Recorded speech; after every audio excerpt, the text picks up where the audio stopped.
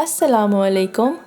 آج کی کہانی غریب سے محبت۔ کہانی سے پہلے if you are new on our channel and you haven't subscribed yet تو ہمارا چینل بیا اور مالا سبسکرائب کیجیے and do not forget to press the bell icon۔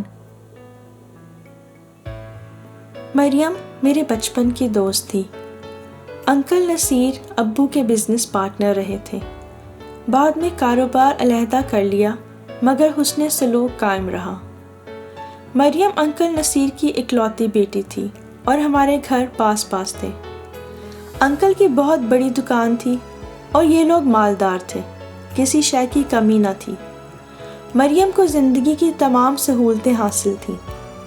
FA تک ہم نے ساتھ پڑھا۔ رزلٹ آتے ہی میرا رشتہ آ گیا۔ والدین نے منگنی کر دی اور مجھے پڑھائی سے روک دیا۔ اس کی وجہ میرے سسرال والے تھے جو لڑکیوں کی تعلیم کے حامی نہ تھے۔ رشتہ بہت اچھا تھا۔ والدین نے یہ سوچ کر مطالبہ مان لیا کہ ان کو FA پاس بہو منظور ہے تو ٹھیک ہے، قسمت نے یاوری کی تو شادی کے بعد پڑھ لے گی۔ والدین کو میری شادی کی جلدی تھی۔ مریم نے پڑھائی جاری رکھی اور میں گھر بیٹھ گئی۔ یوں ہمارے راستے الگ ہو گئے۔ مریم ملنے آتی تھی۔ ہمارے گھروں کے بیچ ایک دیوار تھی، ملے بغیر چین نہ آتا تھا۔ جب آتی کالج کی باتیں کرتی اور میں حسرت سے سنا کرتی۔ جب سے میرا کالج چھٹا تھا میں بہت اداس رہنے لگی تھی۔ اب کچھ زیادہ ہی اس کا انتظار رہتا تھا کہ کب وہ آئے گی اور کب آ کر مجھے کالج کی باتیں سنائے گی۔ ان دنوں مجھے محسوس ہوتا تھا کہ اگر مریم حوصلہ نہ دیتی تو میں گھٹن کی وجہ سے مر جاتی۔ ایک روز باتوں باتوں میں اصرار کرنے لگی کہ کالج میں سالانہ فنکشن ہے، تم بھی چلو۔ امی سے اجازت لینی ہوگی، میں نے جواب دیا۔ اس کی فکر مت کرو، میں خود بات کر لوں گی، وہ بولی۔ تبھی وہ امی کے سر ہو گئی۔ انہوں نے ٹالنا چاہا لیکن یہ مصر ہو گئی۔ آخر کار والدہ نے اس شرط پر اجازت دے دی کہ فنکشن ختم ہوتے ہی آ جانا اور اس بات کی خبر کسی کو نہ ہو کہ تم مریم کے ساتھ کالج گئی تھی۔ فنکشن صبح 10 بجے شروع ہوا اور 4 بجے ختم ہو گیا۔ جب ہم کالج سے باہر نکلے تو مریم نے ادھر ادھر دیکھا، پھر مایوسی سے کہنے لگی، افسوس دیر ہو گئی۔ وہ چلا گیا۔ میں نے پوچھا، کون چلا گیا؟ بولی، دہی بھلے والا، ورنہ تم کو ضرور کھلاتی۔ کیا بتاؤں کتنے مزیدار ہوتے ہیں اس کے دہی بھلے اور آلو چھولے۔ روز ہم لڑکیاں ہاف ٹائم میں منگواتے ہیں۔ آج سوچا تم کو بھی کھلاؤں گی، لیکن دیر ہو جانے کے باعث اس کی ریڑھی نہیں ہے۔ چلو پھر کسی روز صحیح۔ اس روز کے بعد وہ اکثر یہی کہتی تھی، ایک بار کالج چلو تو صحیح، تمہیں اکرام کے مزیدار دہی بھلے کھلاؤں گی۔ کسی دن واپسی پہ لیتی آنا، میں گھر پر ہی کھا لوں گی، میں اس کو جواب دیتی۔ وہ بولتی، جو مزہ وہاں کھانے میں ہے وہ گھر پر کہاں۔ اس کی بات میری سمجھ میں نہیں آتی تھی۔ ایک روز باتوں باتوں میں انکشاف کیا۔ بات دراصل یہ ہے کہ دہی بھلے والا اتنا خوبصورت ہے کہ جی چاہتا ہے بس اس کو دیکھتے ہی رہو۔ یہ کیا عجب بات تم نے کہہ دی؟ میں نے حیرت سے اسے دیکھا اور پوچھا، کون دہی بھلے والا؟ ارے بھئی وہی جو ہمارے کالج کے باہر ٹھیلا لگاتا ہے، جس کا نام اکرام ہے۔ تو تم وہی ٹھیلے والے کی بات کر رہی ہو؟ میں سمجھی خدا جانے کسی پرستان کے شہزادے کی داستان سنانے چلی ہو۔ وہ بولی، بھئی وہ پرستان کے شہزادے سے کم نہیں ہے، تم ایک بار ذرا اسے دیکھ تو لو۔ میں نے جواب دیا، مجھے کسی ٹھیلے والے سے کوئی دلچسپی نہیں ہے اور تمہارا بھی دماغ خراب ہو گیا ہے۔ میں نے اس کی بات کو کوئی اہمیت نہ دی مگر وہ خامخواہ ہنستی رہی۔ کچھ دنوں بعد دوبارہ ملاقات ہوئی تو ادھر ادھر کی باتیں کرنے کے بعد پھر وہی ٹھیلے والے کا تذکرہ لے کر بیٹھ گئی۔ تم کیا مذاق کرتی ہو مریم؟ تم کو ٹھیلے والے کے علاوہ کوئی اور نہیں ملا؟ اسی کی باتیں کرنے لگتی ہو۔ اب دہی بھلے اور آلو چھولے والے بھی تمہارے دل کے مہمان ہو گئے۔ قسم اللہ کی مذاق کی بات نہیں ہے۔ وہ کسی اونچے گھرانے کا چشم و چراغ لگتا ہے۔ تعلیم یافتہ بھی ہے، گریجویشن کر رکھی ہے، کوئی نوکری نہیں ملی تو ٹھیلا لگانے لگا۔ آخر حلال کی روزی کمانے میں مذائقہ کیا ہے؟ میں نے پوچھا، تم اس کے بارے میں اتنا کیسے جانتی ہو؟ کیا گپیں لگاتی ہو اس سے؟ نہیں، ایک بار ویسے ہی پوچھ لیا تھا۔ مریم نے بات گول مول کر دی۔ میں بولی، آئندہ اس کا ذکر تمہاری زبان سے نہ سنوں۔ اس کو آنکھیں دکھائیں اور کہا، تم ایک رئیس آدمی کی بیٹی ہو اور وہ بھی اکلوتی اولاد، اور وہ ٹھیلا لگاتا ہے، دہی بھلے اور آلو چھولے بیچتا ہے، تمہارا اور اس کا کوئی جوڑ نہیں بنتا۔ وہ پھر ہنسی پاگلوں کی طرح تو میں نے اسے ڈانٹا، آئندہ اگر تم نے اس کا نام لیا تو مجھ سے برا کوئی نہ ہوگا۔ کب میں نے نام لیا ہے؟ وہ بولی، پر تجھے کیا خبر، تو ایک جھلک اس کی دیکھے تبھی نہ۔ اس نے منہ بنایا۔ مجھے دیکھنے کی ضرورت نہیں ہے، میں نے جواب دیا، اور اگر پھر اس کا ذکر تم نے کیا تو میں تم سے نہیں ملوں گی۔ میں سنجیدہ ہو گئی تو وہ بھی سنجیدہ ہو گئی۔ شاید اسے میری بات بری لگی تھی۔ ہنستے ہنستے ایسے خاموش ہو گئی جیسے کسی کی مرگ کی خبر سن لی ہو۔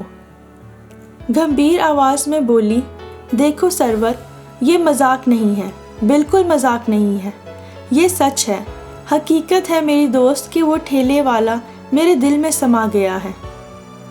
اف میرے خدایا، کیا ہوگا تمہارا؟ میں نے سر پکڑ لیا۔ تم جانتی ہو کہ تم جس راستے پر جا رہی ہو اس کا انجام تمہارے حق میں بہتر نہیں ہے۔ تمہارے ماں باپ کبھی بھی تمہاری شادی پر راضی نہیں ہوں گے۔ تم یہ سب جانتی ہو تو کیوں اس کانٹوں بھرے راستے پر چل رہی ہو جس کا انجام سوائے دکھ کے اور کچھ بھی نہیں ہوگا؟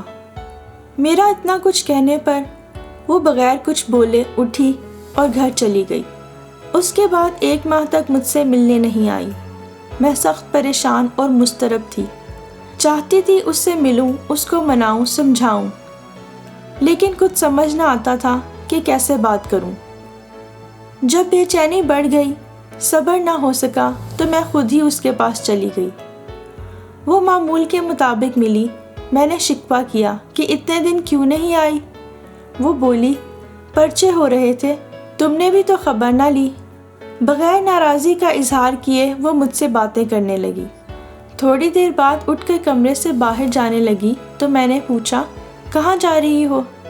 بولی، تمہارے لیے کچھ لینے، فالسے کا شربت پیو گی؟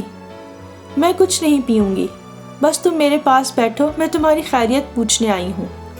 وہ بولی، خیریت بھی پوچھ لینا، آرام سے بیٹھو، میں ابھی لائی شربت۔ وہ کمرے سے گئی تو میری نظر اس کے سرہانے رکھے رسالے پر پڑی۔ یوں ہی ورق گردانی کرنے کو اٹھا لیا۔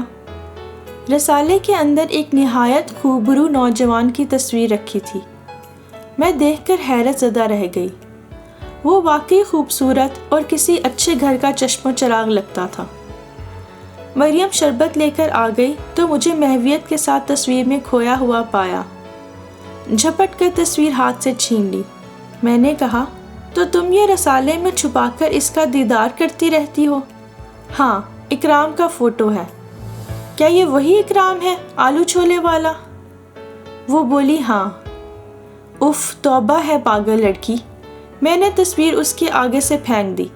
اگر تمہارے ابو کو پتہ چل جائے کہ ان کی اکلوتی صاحبزادی ایک ٹھیلے والے سے عشق فرما رہی ہے تو جانتی ہو تمہارا کیا حشر کریں گے؟ جب تم بتاؤ گی نہیں تو ان کو کیسے پتہ چلے گا؟ وہ ہنسنے لگی۔ مریم، تم سدھر جاؤ، تم اپنے ماں باپ کو بھی دکھ دو گی اور خود بھی بہت دکھ اٹھاؤ گی۔ میں نے ان کو کیا دکھ دیا ہے؟ وہ مجھ سے الٹا سوال کرنے لگی۔ جب ہمارے یہاں یہ رواج ہی نہیں کہ شادی ٹھیلے والے سے ہو تو باپ کیسے مانیں گے؟ میں نے اس سے سوال کیا۔ وہ بولی، بھائی غریب ہونا کوئی جرم تو نہیں ہے، پھر وہ چوری نہیں کرتا، نشہ بھی نہیں کرتا، منشیات فروشی نہیں کرتا، بد کردار بھی نہیں ہے، BA پاس ہے اور اچھی ذات کا ہے۔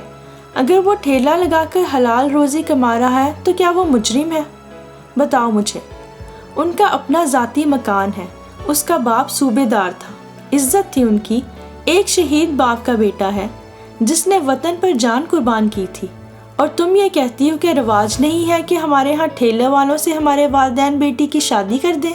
یہ کہاں کا انصاف ہے؟ اس کی ساری باتیں درست تھیں، اس کی ساری دلیلیں بھی درست تھیں، لیکن میں نے اس سے کہا، مریم میری بات یاد رکھنا کہ حقیقت پر رومانوی سوچیں کبھی حاوی نہیں ہو سکتی۔ بتاؤ پھر ایسی تصویر پرستی سے کیا حاصل ہوگا تمہیں؟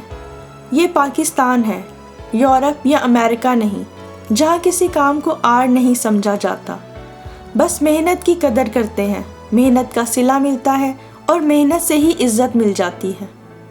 یہاں صرف پیسے والے لوگوں کی عزت ہے، پیسے والے لوگوں کی الگ دنیا ہے، ان کے رسم و رواج بھی الگ ہیں۔ تم اپنے آپ کو صرف مصیبت میں ڈال رہی ہو مریم۔ میری باتیں سن کر وہ غصے میں آ گئی، بولی، اپنا لیکچر بند کرو۔ اگر میں اس سے اچھی طرح سے بات کر لیتی ہوں تو اس کا یہ مطلب نہیں کہ میں نے کوئی برائی شروع کر دی ہے۔ اور دیکھو، امی ابو میری بات نہیں ٹالتے۔ اگر ایک پڑھے لکھے اچھے خاندان کے ٹھیلے والے کو ابو اپنے کاروبار میں شریک کر لیں گے تو پھر وہ ٹھیلے والا تو نہیں رہے گا نا، بزنس مین بن جائے گا۔ میں نے اس کے ساتھ مزید بات کرنا بیکار جانا اور مایوس گھر لوٹ آئی، اس دلی دعا کے ساتھ کہ مریم برا وقت آنے سے پہلے سنبھل جائے اور اپنے آپ کو ذہنی کرب اور اذیت سے بچا لے۔ ایک روز ہمارے گھر کام کرنے والی عورت آئی۔ اس نے امی کو بتایا کہ نصیر صاحب کے گھر پولیس آئی ہے اور ان کے گھر کو حرام برپا ہے۔ امی جان سناٹے میں آ گئی کیونکہ انکل ایسے آدمی نہ تھے۔ ان کی کاروباری ساکھ اچھی تھی، سارا محلہ ان کو سلام کرتا تھا۔ پھر کس جرم کی پاداش میں وہ تھانے گئے تھے؟ والد صاحب بولے، میں پتہ کرتا ہوں۔ وہ گھر سے نکل گئے۔ کافی دیر بعد لوٹے تو عجب اطلاع لے کر آئے تھے۔ امی سے کہا، مریم کسی لڑکے کے ساتھ پارک میں بیٹھی تھی، کچھ گنڈوں نے ان کو گھیر لیا۔ مریم کے ساتھ جو لڑکا تھا اس نے ان سے مقابلہ کیا تو لوگ جمع ہو گئے، پولیس آ گئی، مریم اور اس کے ساتھی کو پولیس تھانے لے گئی ہے۔ اسی سلسلے میں نصیر صاحب پولیس اسٹیشن گئے ہیں۔ اخلاقی فرض تھا کہ والد صاحب اپنے پڑوسی اور دوست نصیر صاحب کا ساتھ دیتے، لہٰذا وہ فوراً تھانے چلے گئے۔ شام کو لوٹے تو کافی پریشان تھے۔ کہنے لگے، ایک ٹھیلے والے اکرام نامی کے ساتھ مریم اکثر آتی جاتی تھی۔ اکرام کے محلے کے 2 آوارہ لڑکے ان کا پیچھا کرنے لگے۔ وہ ان دونوں کو جہاں دیکھتے للکارتے اور آوازیں کستے۔ اس بات پر آج اکرام کی ان سے لڑائی ہو گئی ہے۔ یہ لڑائی ایک پارک میں ہوئی جہاں مریم اور اکرام بیٹھے تھے۔ اکرام نے طیش میں آ کر اس لڑکے کا سر پھاڑ دیا تھا اور زیادہ خون بہہ جانے کی وجہ سے اس لڑکے کی موت واقع ہو گئی۔ تبھی پارک میں موجود لوگوں نے مریم اور اکرام کو گھیر لیا تھا۔ پولیس آ گئی اور دونوں کو پکڑ کر تھانے لے گئی تھی۔ اسی سلسلے میں نصیر صاحب تھانے گئے تھے تاکہ مریم کی ضمانت کروا سکیں۔ یہ سب سنا تو میں بے حد افسردہ ہوئی۔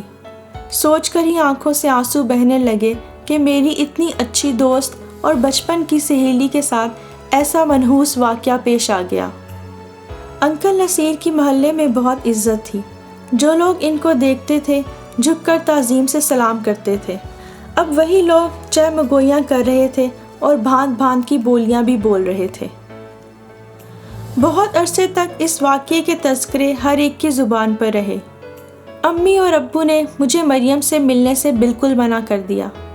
ان کو اس بات کا ڈر تھا کہ کہیں میرے سسرال والوں کو معلوم نہ پڑ جائے اور میری منگنی نہ ٹوٹ جائے۔ مجھے اس بات کی بہت تکلیف تھی کہ ضرورت کے وقت میں اپنی پیاری دوست کے کام نہ آ سکی۔ نصیر انکل مریم کو حوالات سے تو لے آئے تھے، لیکن اب اس کا کالج جانا بند ہو گیا تھا۔ جب ضرورت ہوتی اسے بطور عینی گواہ عدالت جانا ہوتا۔ بالآخر انکل نصیر کو اپنا گھر فروخت کرنا پڑا اور وہ ہمیشہ کے لیے کسی دوسرے محلے میں جا کر آباد ہو گئے۔ وکیل اکرام کو بچا نہ سکے، اسے سزا ہو گئی، حالانکہ وہ کوئی برا لڑکا نہ تھا۔ سنا تھا جیل میں بھی 5 وقت نماز پڑھتا ہے اور رب کے حضور معافی کا طلبگار ہوتا ہے، لیکن اس کی قسمت میں پھانسی لکھی تھی، سو اس کو سزا ہو گئی۔ وہ اپنی بیوہ ماں کا اکلوتا سہارا اور 3 بہنوں کا کفیل تھا۔ رزق کے حلال پر یقین رکھنے والا ایک اچانک حادثے میں قاتل بن گیا، جبکہ قتل جیسے بھیانک جرم کا کبھی اس نے سوچا بھی نہ ہوگا۔ اسی لیے بڑے کہتے ہیں کہ انسان کو ہر وقت توبہ کرتے رہنا چاہیے، اپنے رب سے عافیت کی دعا کرتے رہنا چاہیے، کیونکہ بری گھڑی کبھی کہہ کر نہیں آتی۔